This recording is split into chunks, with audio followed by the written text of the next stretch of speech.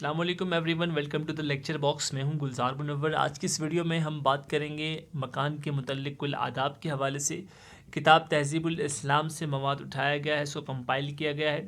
بہت آسان اور سلیس الفاظ میں آپ تک پہنچانے کی مکمل کوشش ہوگی تاکہ ہم اپنے گھروں کو مزید بابرکت بنا سکیں اور اس برکت کے نتیجے میں ہمارے گھر میں بیماریاں اور پریشانیاں دور ہوں۔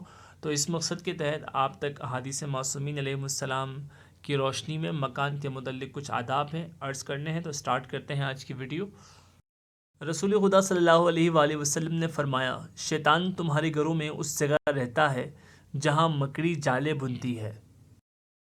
ایک اور حدیث میں رسول خدا صلی اللہ علیہ وآلہ وسلم نے فرمایا، جس کپڑے میں روزمرہ گوشت لاتے ہو اسے گھر میں مت رکھو کہ وہ خوابگاہ شیطان ہے، اور کوڑا دروازے کے آگے جمع نہ کرو کہ وہ جائے گاہ شیطان ہے۔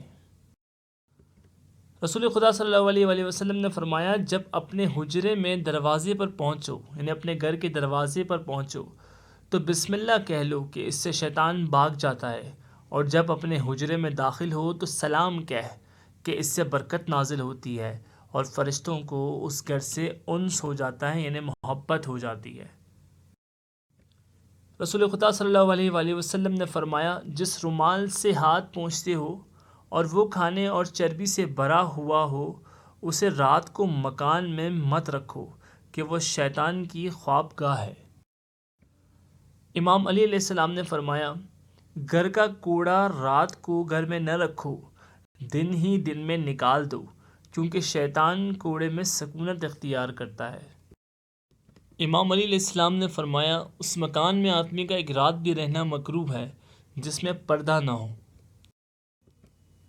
امام جعفر صادق علیہ السلام نے فرمایا، کھانے اور پانی کے برتنوں کے منہ بند رکھو کہ شیطان بند برتنوں کے منہ نہیں کھولتا۔ رسول خدا صلی اللہ علیہ وآلہ وسلم نے فرمایا، گھر میں اکیلا مت رہ اور اس جگہ سے کسی اور مکان میں چلا جا، کیونکہ شیطان کسی وقت آدمی پر ایسی جرأت نہیں کرتا جیسی اس وقت جب کہ وہ اس مکان میں تنہا ہو۔ ہم معصومین علیہ السلام کے ان احادیث و فرامین پر عمل کر کے دنیا و آخرت دونوں کو بہتر بنا سکتے ہیں، اور اس پر عمل کرنے کی آج کے دور میں خاص طور سے جہاں پر اس طرح کی چیزوں کا خیال عموماً نہیں رکھا جاتا، بہت ضروری ہے۔ اور بندہ ناچیز کو اپنی دعاؤں میں خاص یاد رکھیے گا اور چینل کو سبسکرائب کیجیے گا۔ خدا حافظ۔